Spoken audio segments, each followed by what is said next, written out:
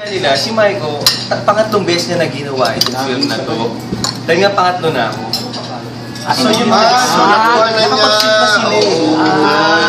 Nakapag-shoot na. So, ang nangyari, nung dumating ako, siyempre iba yung input ko doon sa character, iba. So parang naging fresh na naman kay Maiko. So, yun, tsaka pinupush talaga ni JD. Kasi Maiko, parang may magandang interview, ilang beses na niya ginawa yung Maiko. Tsaka yung love scene, ilang beses niya nang ginawa. Ay, ang paray niya ha? Kanino? Nakatatlo siya? Paulo Ravales, tsaka kay Mike Liwag. Kahit daw nung audition. Yun ang audition nila. Audition pa lang yun na. Alam mo, hindi ko ma-imagine. Kasi nakita ko yan na karay-karay ni Mike. Bagang director Malaswa. Anong bata ba? Tuloy-uli. Si Mike eh, alam ko 23 years old si Mike. Bakit na matanda na tsura ni Mike?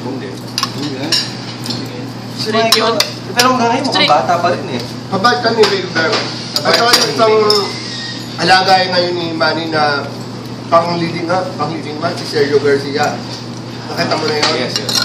Pwede kayo gumanap na ng magkapatid para matayo. Yes, yun. Oo.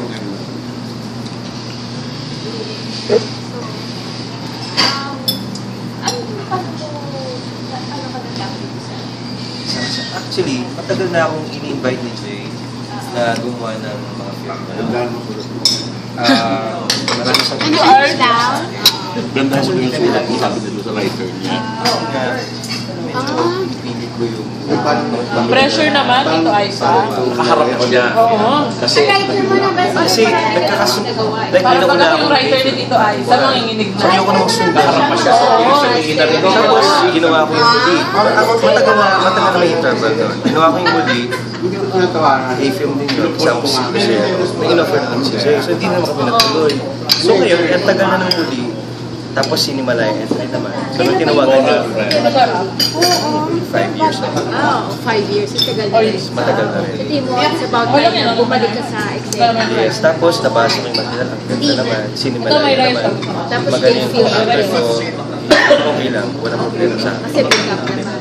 Kaya sabi ko nga, para sa pelikula to, sige, bigay ko na ulit yung lahat. Kasi hindi ko alam kung kailan ulit ako mag-bigay. So ano yung mga pagkakaiba dito sa ibang gay films na ginawa? Mas tinatalakay nila yung mga simple pinag-aawayan ng Gays. mga lovers. Gay lover. Gay lovers na yung mga tipong gusto magpakasal ng isa ayaw. Kasi ako lawyer ako eh. Ano ka dito ba yung gay? Straight ka. Pareho kami. Gay pa. Pareho kami. Pero, yes, pareho kami. Pero hindi namin inatake na yung typical. Yung typical na flamboyant. Yes, hindi. Ito parang straight lang. Parang gano'n. Parang, actually kung makikita nga sa mga away namin, parang dalawang lalaki nag-aaway. Puso lang yung gay. So it's not what we know in shows. Yes, yes, yes. Iba. Loud. Yes. Loud. Tapos, hindi, actually, Marami hindi mo alam. oo. Pero, ang guide naman namin yung script. Tapos, siyempre, yung mga input ng director namin. Tapos, dahil nga, hindi ka naman lalayo, hindi nga siya flamboyant. So, walang additional acting in terms of movement, hindi ka magiging panig na panig. So, natural lang yun. Yes, yung thinking mo, yung pag-iisip mo, mga issues na pinag-uusapan nyo, doon mo malalaman na gay. Tapos yung, siyempre yung nangyayari sa amin, may love scene dito. Tapos yung dynamics namin sa family ni Paolo, yung lover ko. Kasi doon sa family niya, tanggal kami. Sa kabila. Sa akin, ayaw. Yun, yes. So, ang nangyari, umattend kami nung kasal ng kapatid ko, doon na sumabog lahat ng issues. Kasi hindi ko siya pinapakilala sa barkada. Kasi kami, sabi ko, tropa ko to. May business kami. May business partner ko. Mga gano'n. Tapos sa parents ko, gano'n din. Pero feeling ko alam ng nanay. Pero Arnold, in real life ba ikaw close ka sa gay? Or how would you... Kasi sa industriya natin, lahat ako ng aksyon na, ay, kasama ko. Asawa ko.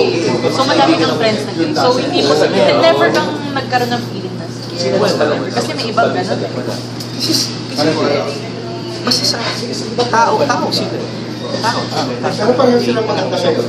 Wala yung pakikitungo sa'yo. Actually, sila pa yung tao na Creative, action, creative. Matalino. Pag kinukopya ako nung college, Bukas babae. Oo. Ganda. Pareho lang ba? Speaking to the Cinemalaya, had a movie and actually, na-realize ko na lang yan recently. Oo. Kasi yung mga friends ko lagi sinasabi, ilang area meron si Arnold. Baka mag-break na yung tradition na laging merong pelikula si Arnold. Actually, hindi ko naman pinlano. Pangilang taon na ba? And 10 year na meron kang na meron ako every year o sa Cinemalaya. so among the artists, kung ano yung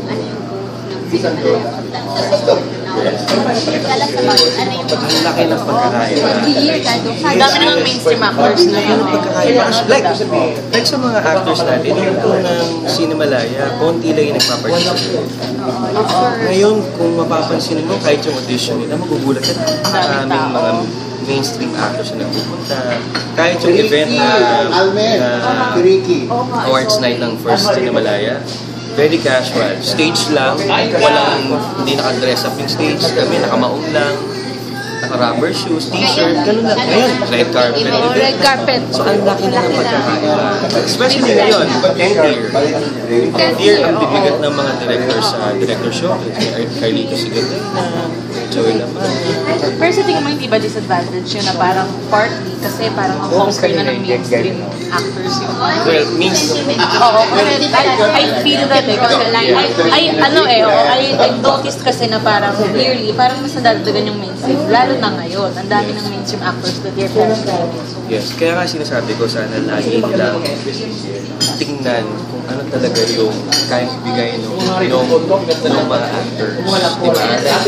Yun nga kami mga independent actors ngayon parang, well, maswerte kami pa rin. Maswerte yung mga bibigyan pa rin kami ng chance. Pero yung mga iba, siyempre, minsan kailangan sa pelikula din talaga yung may name nila. Pag sa indie. Pero napansin ko lang naman na siyempre sa Cinemalaya, clear kasi ready ang audience for that. Pero pag lumabas sa commercial screen niya, pareho din ang standing namin eh. Diba? Pareho din yung share ng audience natin. Pareho din. Pero don't you see that as a trend, yung mga sobrang big star na going into Oo. Teritoryo niyo. the opportunity to try films and then all of a sudden they get that chance there na Kasi they're big stars. Siyempre, Well, di ko naman 1996 siyempre naisip ko yan na parang kaya maswerte pa rin ako pag may tumatawag. Katulad nung cast, nung in-offer sa akin, parang natuwa ako kasi alam ko, 10th year, siyempre papunggahan niya sa pelikula. So parang, binigyan ako nito. So hindi ko tinanggihan. Pero isa lang yung film entry na kasali ka. Isa lang, pero dapat dalawa. Ano nangyari? Ronda. Hindi na kaya ng schedule eh. Kasi may ginawa akong film sa FDCP. Siguro lalabas ko by September festival din. Partner ko naman dito si Michelle Madrigal. Tapos director ko si Edgardo Boy Pinarao. Bakit sa tingin parati ka nakakasagay film? Marami ba? Third, hindi naman. Third pa lang to. Actually, pinipili ko lang eh. Marami mga offer. Bakit kaya? Paano mo na? I mean, what are your Okay, script muna. Maganda yung script. Sino yung director? Sino yung magiging partner? Yun yung It kinukonsider. matters yung partner. Siyempre. Gusto ko yung kapartner ko magaling na artista. Para at least hindi... Kapaan. Hindi, tsaka mas acting yung titignan rather than love scene or iba yung... Yun yung mapapansin. ano lang na Ano yung story talaga, no? Yung story talaga nung characters yung not just for titignan. the sake of showing a video. Yes, or your body, yung sexy, yung video. So, di ba, tumingin sa audition sa Cinemalaya. Oh, I mean, what's your feel naman? What's your take on crossing the films? Di ba naman, kung pelikula ng pelikula Cinemalaya. kilala ka na anong plano. Tapos yung link kaya Offers ba? Sa ngayon, well, ngayon nag-mellow na ako sa before, parang sumasamandog ko paggawa ng teleserye, Sa mainstream. parang wala ko, bakit gano'n. Pero ngayon, parang kung ano lang yung dumadaan, okay ako. Pero before ba parang you dream of, parang before ka mangarap na parang maging indie actor, you first dreamt of parang becoming a mainstream star. Oo, hindi. Nung bata ako, akala ko magiging singer ako. Okay. Di ba first you've been singing pa bago yung ano? Doon ko muna. Pero minsan pala marirealize mo na yung gusto mo pala, hindi pala doon ka. Hanggang sa gumawa ko ng independent films. Doon ko na-realize ako, mas artista pala ako. Tsaka mas na-enjoy ko. Mas na-enjoy ko maging ibang tao. Kasi, diba? So, accidental actor ka pala. Oo. Pero yung ano mo sa mainstream, hindi ka na frustrate na parang, ay, hindi ako nabigyan ng Dati lead role, na-frustrate ako. hindi ako nabigyan ng parang... Eh, yung simpleng ano na nga. Kasi, Simpleng role. consider ko naman yung role, ako yung bilang character. So, ang laging hinanakit ko, pag meron akong project sa mainstream na teleserye, lagi akong pinapatay. Saglit lang. Tingnan lang. Short Meron pa nga exposure. first day ko, First dito day tuwa patay. ako. Oh, kasama ka. Robin Padilla ang kasama ko dito. Uy, anong role ko? Eh, ikaw yung police na pumatay sa tatay ni Robin Padilla. Ay, galing. So, matagal to. Oh, matagal-tagal to. Pagdating ko sa first day namin, oh, Arnold, praksi niya na yung fight scene. Ganda, enjoy ko.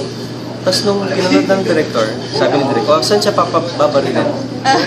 Pabarilin ako. Ngayon. Yun na pala. Mamatay ka na. Ngayon po, mamatay na ako. Nakadating mo naman. Tapos minsan binibido ko nga sila, si director. Direk, mamatay na naman ako, sawa na ako. Lahat na napagkamatay, nagawa ko na. So, pwede kong Pero gawin. ano, are you contented na dito ka lang? Parang, or you're still, part of you still hoping na parang to make it into the mainstream? Sa akin, mahalaga na lang yung magandang nagagawa ko. Maganda. Okay. Anyway, Ano? I have Ano? one question. Sorry. Di ba sabi mo, ibang-iba na sa Himalaya, nag-grow na in terms of audience and everything na is big na. Pati pelikula. Mukhang mix. Ang question ko naman, can you earn more back now being a film actor? My question is from the first Himalaya to now, how is it na in terms of audience? Kasi, siyempre, first in Malaya, simula lang talaga. Halos wala pa. Hindi naman ako nagtatanong ng budget eh. Kung magkano bigay na sa akin, okay lang. Pero siyempre, habang tumatagal, nagkakaroon ng konting rate, ganyan. So, kung ano man yung rate ko ngayon sa paggawa ng independent films, masaya naman ako. Okay siya. Kasi, okay naman siya. I mean, like Okay an naman siya. independent actor can Yes. live, or you Pwede can live naman. on your Lalo na kung sunod-sunod yung independent films na ginagawa. Nung araw kasi medyo babasag good naman. Okay naman. Okay naman. But shorter working hours pa. Shorter, like a few, 1 week or... Si Tito Ruby kasama ko sa kasama. I like film na matagal. Well, pag mainstream, konti lang yung eksena ang gagawin nyo kasi matagal yung setup, iba-iba yung angulo. Mas maraming ginagawang eksena sa isang araw sa independent film. Kasi syempre, mas maiksing mas araw, compress. mas compress. So, yun. Pero ano yung mas mahirap na experience mo? Di ba naging hindi ka, tapos nag-mainstream ka rin. So how would you differentiate the two indie at mainstream? Magkaiba yung happy kasi sa mainstream at sa independent films. Yung sa independent, di ba, wala lang.